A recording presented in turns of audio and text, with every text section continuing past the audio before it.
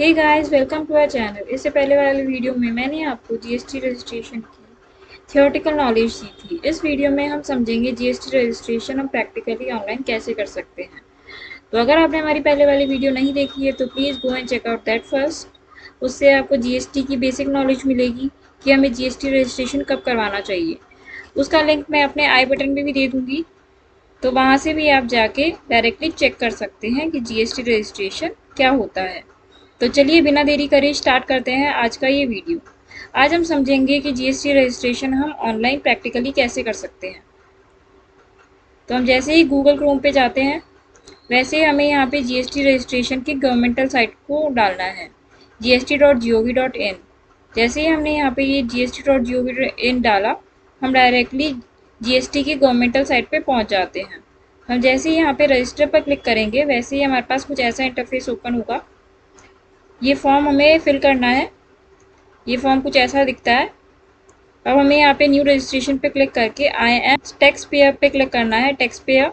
Then आपको यहाँ पे अपना स्टेट सेलेक्ट करना है, देन अपना डिस्ट्रिक्ट सेलेक्ट करना है, देन अपना legal name of business select करना है, पैन अकाउंट नंबर आपको यहाँ पे डालना है, ईमेल एड्रेस डालना है, मोबाइल नंबर डालना है, फिर कैप्चा कोड डाल के जैसे ही आप प्रोसीड पे क्लिक करेंगे वैसे ही आपके फ़ोन पे और मेल पे एक ओटीपी आएगा। दोनों पे अलग अलग ओटीपी आएगा। दोनों को यहाँ फिल करके आपको प्रोसीड पे क्लिक करना है। जैसे ही आप प्रोसीड पे क्लिक करते हैं आपके पास टीआरए नंबर आ जाता है। ये आपके मेल आईडी पे भी आ जाएगा और वैसे आपको यहाँ पे इसको कॉपी करके सेव जगह पे रख भी लेना है।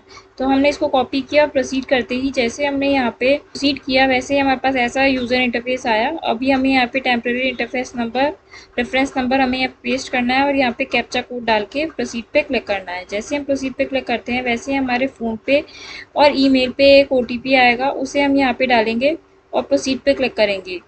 फिर प्रोसीड पे क्लिक करते हैं, हमारे पास ऐसा यूज़र इंटरफेस आया है। अब हमें यहाँ पे एडिट पे क्लिक करना है। एडिट पे क्लिक करते ही अब यहाँ पे नंबर ऑफ स्टेप्स आ गए हैं आपके पास। हाँ, आपको हर स्टेप को फिल करते हुए सारी डिटेल्स फिल करनी है और फिर आपका जीएसटीएन नंबर आपको मिल जाएगा और जीएसटी सर्टिफिकेट आपका आपके मेल आईडी पे भी आ जाएगा और आप यहाँ से भी डाउनलोड कर सकते हैं।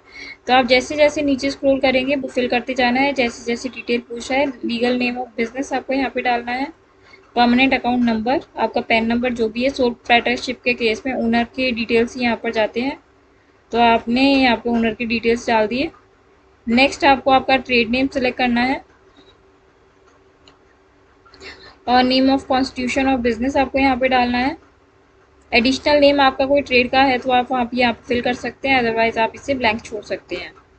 अब यहाँ पे आप नेम ऑफ कॉन्स्टिट्यूशन आपको सेलेक्ट करना है। कॉन्स्टिट्यूशन ऑफ आपका क्या है, कॉन्स्टिट्यूशन ऑफ बिजनेस आपका है प्रोप्राइटरशिप। मेरे केस में प्रोप्राइटरशिप था, आपके केस में इनमें से कोई भी हो सकता है। तो अब जैसे मैंने प्रोप्राइटरशिप पे क्लिक किया, यहाँ पे additional name of trade name आपको डालना था। यहाँ पे नेम ऑफ स्टेट और डिस्ट्रिक्ट आपको यहाँ डालना है। नीचे करते करते आप नीचे स्क्रॉल करते करते आप अपना फॉर्म फिल करिए। यहाँ पे अगर आप कैजुअल टैक्सेबल पर्सन की कैटेगरी में आते हैं और उसके बेसिस पे आप रजिस्ट्रेशन अप्लाई कर रहे हैं तो आप यहाँ पे यस कर सकते हैं। और कंपोजिशन स्कीम में अगर आप आना चाहते हैं, आप अगर उसको ऑप्ट कर रहे हैं तो आप यहाँ पे यस कर सकते हैं। मेरे केस में दोनों ही नो थे। रीजन टू ऑब्टेन रजिस्ट्रेशन पे जैसे ही हम यहाँ पे ड्रॉप डाउन एरो पे क्लिक करेंगे, यहाँ पे नंबर ऑफ़ रीजन्स आपके पास आ जाएंगे। नंबर ऑफ़ रीजन्स आपके पास आ गए हैं। मेरे केस में अदर्स मैंने सेलेक्ट किया है क्योंकि मैं वॉलंटरी रजिस्ट्रेशन लेना चाह रही हूँ।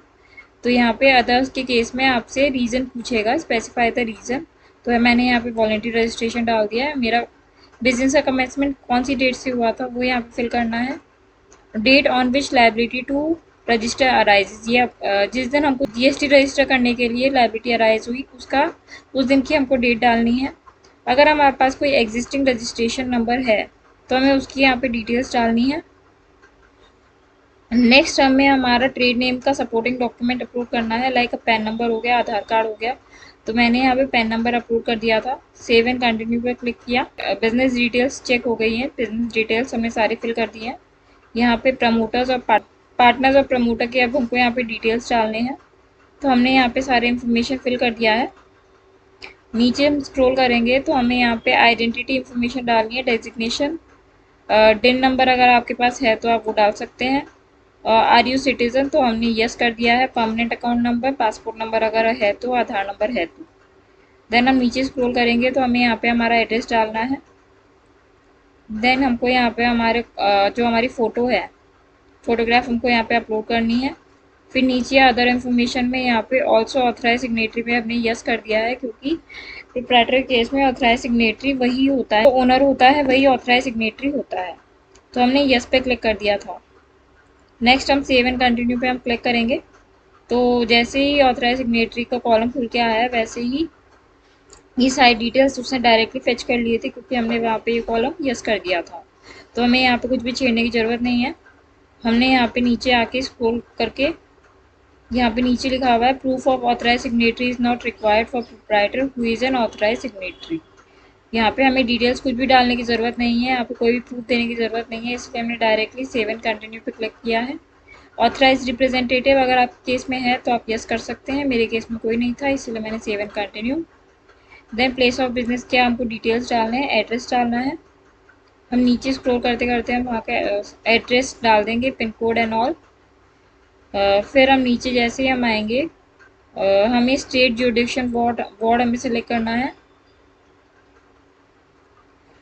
स्टेट का जुडिक्शन वार्ड हमारे एड्रेस के बेस पे ही ले लेगा वो डायरेक्टली, हमें अलग से कुछ सेलेक्ट करने की ज़रूरत नहीं है। सेंट्रल जुडिक्शन में हमें कमिश्नरेट हमारा सेलेक्ट करना है, डिवीजन हमें सेलेक्ट करना है, रेंज हमें सेलेक्ट करनी है, कॉन्टैक्ट इन्फॉर्मेशन हमको फिल करनी है। जैसे हम नीचे स्क्रॉल करेंगे वैसे ही हमारे पास यहाँ पे नेचर ऑफ पोजीशन हमसे पूछेगा प्रेमिसेस का। तो ये हमारे केस में हम जैसे ही स्क्रॉल करेंगे ड्रॉप डाउन में, तो ये हमारा रेंटेड है, तो हमने रेंटेड सेलेक्ट किया है। डॉक्यूमेंट अपलोड करना है हमें, प्रिंसिपल प्लेस ऑफ बिजनेस का प्रूफ हमें डालना है, तो हमने यहाँ पे electricity bill as a proof upload कर दिया है। Nature of business activity being carried out above mention premises, यहाँ पे हमारी कौन सी एक्टिविटीज़ हमारे बिजनेस में चलती है, तो हमारे केस में रिटेल चलती है, तो हमने यहाँ पे चेक करके यहाँ पे हमने सेव एंड कंटिन्यू पे क्लिक कर दिया। अब जैसे ही हम आगे बढ़ते हैं वैसे ही ये एडिशनल प्लेसेस ऑफ बिजनेस हमसे पूछता है। इसमें दो कैटेगरीज आती हैं हमारे प्रिंसिपल प्लेस ऑफ बिजनेस में, हम कौन सी कैटेगरी में डील करते हैं, तो हम सर्विसेज में डील करते हैं, इसीलिए हमने सर्विसेज में यहाँ पे डाला है। और उसका HSN कोड अभी हमको लेना है, तो हमने यहाँ पे हमारा जो भी हम सर्विसेज देते हैं उसका 3 से लेके 4 लेटर्स हमको टाइप करने हैं और ये लिस्ट ओपन हो जाएगी। एटलीस्ट टॉप 5 सर्विसेज हमें सेलेक्ट करनी है जो जो हम प्रोवाइड करवाते हैं। जैसे हम सेलेक्ट कर लेंगे, हमें सेव एंड कंटिन्यू पे क्लिक करना है। सेव एंड कंटिन्यू पे क्लिक करते ही हमारे पास ये आगे मूव हो जाएगा फॉर्म। स्टेट स्पेसिफिक इन्फॉर्मेशन हमें डालनी है, नेचर ऑफ पोजीशन हमें डालना है। यहाँ पे हमारा नेचर ऑफ पोजीशन हमारा रेंटेड था, ये हमने ऊपर ही डाल दिया था। नेम ऑफ इलेक्ट्रिसिटी बोर्ड हमें डालना है कि हम कौन सी इलेक्ट्रिसिटी बोर्ड के अंडर आते हैं, तो वो हमने डाल दिया है। यहाँ पे इलेक्ट्रिसिटी कंज्यूमर नंबर हमने डालना था, तो वो हमने डाल दिया है। अब हमें सेव एंड कंटिन्यू पे क्लिक करना है। जैसे ही अभी आधार ऑथेंटिफिकेशन के लिए पूछेगा, आधार ऑथेंटिकेशन के लिए आपको मैसेज आया, do you want to opt Aadhaar authentication for the details of promoters primary authorise signatory added by you, तो हमने यस पे क्लिक कर दिया है। जैसे ही हम यस पे क्लिक करते हैं आपके फ़ोन पे एक OTP आएगा। अब हमने इस चेक बॉक्स को सेलेक्ट कर देना है। जैसे हम चेक बॉक्स को सेलेक्ट करके सेव एंड कंटिन्यू पे क्लिक करते हैं, वैसे हमारे पास एक वार्निंग डिस्प्ले होती है। वार्निंग डिस्प्ले होती है तो हमें यहाँ पे यस पे क्लिक कर देना है। और हम जैसे ही इस चेक बॉक्स पे सेलेक्ट करते हैं और हमारा ऑथेंटिकेशन नंबर डालते हैं, तो हम यहाँ पे सबमिट विद ई KYC हम कर सकते हैं। ई KYC करते ही हमारे पास ये मैसेज डिस्प्ले होता है, system is verifying validating the information submitted by you, ARN will be made available at your registered email और मोबाइल नंबर। तो हम जैसे ही ओके पे क्लिक करेंगे वैसे ही हमारे मेल आईडी पे ये ARN नंबर जनरेट हो चुका है। ARN नंबर हमने यहाँ से चेक कर लिया है। इस पे मेल पे क्लिक करते हैं हमारे पास ये डिटेल्स यहाँ पर आ जाएंगे, हमारा GST नंबर यहाँ पे आ जाएगा। तो हम अब हम वापस स्क्रीन पे चलते हैं।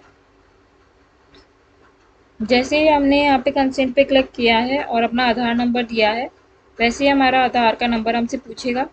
आधार नंबर पूछते ही हमारे आधार की वैलिडिटी ये सक्सेसफुली मेल पे भेजेगा। KYC ऑथेंटिफिकेशन हमारा आधार का मेल से करना है। हमने मेल से जैसे ही आधार का ऑथेंटिफिकेशन किया वैसे ही हमारे मेल पे एक GST फैमिली का मैसेज आता है। GST फैमिली का मेल आते ही हमारे पास यहाँ पे GST नंबर दिया हुआ होता है, उसका यूज़र नेम और पासवर्ड दिया हुआ होता है। अब हम जैसे ही आगे मूव करते हैं, यहाँ पे लॉगिन के बटन पे हमें क्लिक करना है। लॉगिन के बटन पे क्लिक करते ही हमें यहाँ पे ऊपर डिटेल्स नहीं डालनी है। हम as a first time user हैं तो इसलिए हमने यहाँ पे क्लिक हेयर पे क्लिक कर देना है। अब हमें जो मेल पे प्रोविजनल आईडी और पासवर्ड दिए थे वो यहाँ पे डाल के लॉगिन पे क्लिक करना है। जैसे ही हमने प्रोविजनल आईडी और पासवर्ड डाला और कैप्चा कोड डाला तो हम लॉगिन पे क्लिक करते हैं। लॉगिन पे क्लिक करते ही हम इस यूज़र इंटरफेस पे आ जाएंगे। यहाँ पे हमें न्यू यूज़र नेम और न्यू पासवर्ड नेम हमें सेलेक्ट करना है। जैसे ही हम न्यू यूज़र और न्यू पासवर्ड हम सेलेक्ट कर लेते हैं और सबमिट पे क्लिक करते हैं, हमारा न्यू यूज़र नेम और पासवर्ड क्रिएट हो गया है, successfully created. Kindly log in using this credential. अब हम न्यू यूज़र नेम सेलेक्ट किया था, चूज़ किया है, वो हमें यहाँ पे डाल के पासवर्ड डाल के लॉगिन कर लेना है। कैप्चा कोड आपसे पूछेगा तो आप उसे डाल के आप यहाँ से लॉगिन कर सकते हैं। अब फिर आपके पास आप डैशबोर्ड पे पहुँच जाएंगे। फिर ये आपके पास हो जाएंगे क्वेश्चंस की बौछार। अब आपसे ये अलग अलग टाइप के क्वेश्चंस पूछेगा। If you are supplying GTA services, would you like to pay tax under forward charges in current financial year or onwards? अगर आप GTA सर्विसेज प्रोवाइड करते हैं तो आप यस कर सकते हैं। बाकी मोस्ट ऑफ द केसेस में तो ये नो ही होता है। मेरे केस में नो है तो इसलिए मैंने नो पे क्लिक कर दिया है। अब हमें यहाँ कोर बिजनेस सिलेक्शन हमारा सिलेक्ट करना है तो हम एज ए सर्विस प्रोवाइडर है, सर्विस प्रोवाइडर पे हमने चेक किया और हमने सबमिट पे क्लिक कर दिया है। अब ये नेक्स्ट वार्निंग आपके पास डिस्प्ले होती है। As per rule 10A it is mandatory to furnish the bank account details within 45 days. 45 days के अंदर हमको हमारे बैंक अकाउंट की डिटेल्स हमको सारे पोर्टल पे अपलोड करने पड़ेंगे, अदरवाइज़ ये हमारा रजिस्ट्रेशन कैंसिल कर सकता है। तो अभी हमें यहाँ पे कुछ नहीं करना है। अभी हमको यहाँ पे फाइल अमेंडमेंट्स पे क्लिक कर देना है। अमेंडमेंट्स पे क्लिक करते ही हमारा जो GSTN का पोर्टल है, डैशबोर्ड है, वो ओपन हो जाएगा। ये सारी डिटेल्स ऐसे डिस्प्ले हो जाएंगी। अब हमें सर्विसेज के ऑप्शन पे क्लिक करना है ऊपर। ये हमारा डैशबोर्ड खुल गया है। अब हमें सर्विसेज पे क्लिक करना है। सर्विसेज पे जैसे ही हम क्लिक करते हैं हमारे पास कुछ ऐसा इंटरफेस ओपन होता है। माय रजिस्ट्रेशन सर्टिफिकेट पे क्लिक करना है। माय रजिस्ट्रेशन सर्टिफिकेट पे जैसे ही हम क्लिक करते हैं वैसे ही हमारा जो रजिस्ट्रेशन सर्टिफिकेट है वो 3 पेज का डिस्प्ले हो जाता है। हमें उसे डाउनलोड कर लेना है। तो ये था कंप्लीट प्रोसेस। अगर आपको हमारी वीडियोस पसंद आई हो तो please like, share and subscribe our channel and hit the bell icon for the latest videos. Thank you.